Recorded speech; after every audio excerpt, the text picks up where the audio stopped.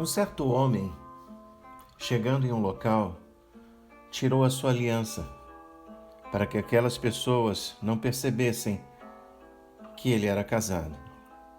Em um outro momento, ao perguntar a um jovem se ele era filho de um certo casal, ele disse que não, mas era. O que há de semelhante nessas histórias? Muitos de nós que estamos ouvindo esta palavra agora, selamos um ato chamado batismo com o próprio Deus. Mas este ato público de demonstração, de conversão, de união a um Deus, foi deixado para trás, foi esquecido em alguns momentos.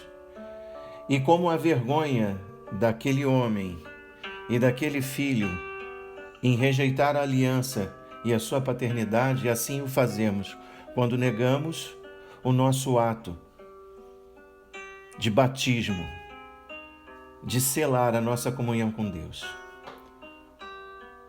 No 15º ano do reinado de Tibério César, João Batista foi a todas as regiões ao redor do Rio Jordão, pregando o batismo de arrependimento para o perdão dos pecados, seu clamor de que a salvação de Deus estava próxima e o seu apelo ao arrependimento despertou ecos em toda a terra e juntaram-se multidões.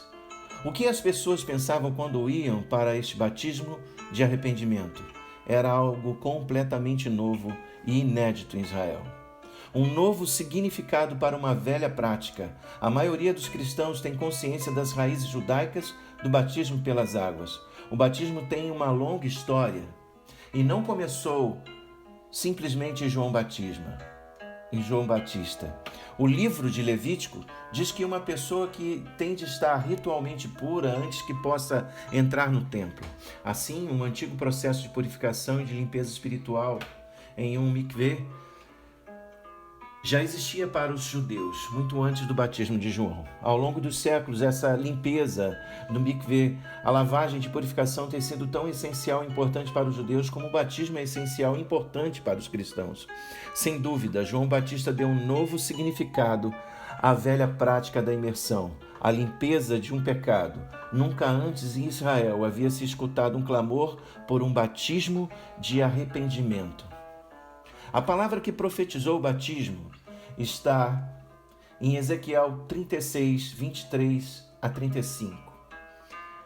E eu santificarei o meu grande nome que foi profanado entre os gentios, o qual profanou no meio deles. E os gentios saberão que eu sou o Senhor, diz o Senhor Deus, quando eu for santificado aos seus olhos. E ela termina dizendo: e esta terra assolada ficou como o jardim do Éden, e as cidades solitárias e assoladas e destruídas estão fortalecidas e habitadas. O ritual do batismo de cristão. Os judeus realizavam rituais de limpeza em si mesmo. O batismo que João realizava, no entanto, não era o tipo de banho ritual que os judeus conheciam.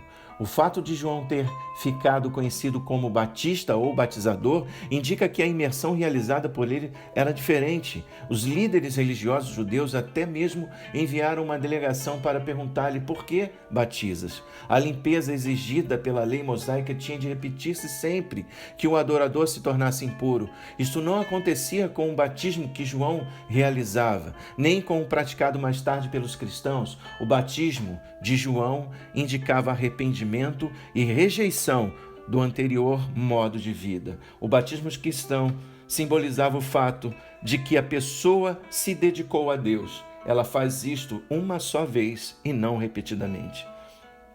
O batismo cristão representa a solicitação de uma boa consciência feita a Deus. Simboliza que uma pessoa se dedicou totalmente ao Eterno para servi-lo como discípulo de seu Filho e completa a imersão em água. E em símbolo apropriado de tal dedicação, ela representa que a pessoa morre para seu interior, modo de vida e ser seguindo de água, simbolizando reviver para fazer a vontade de Deus.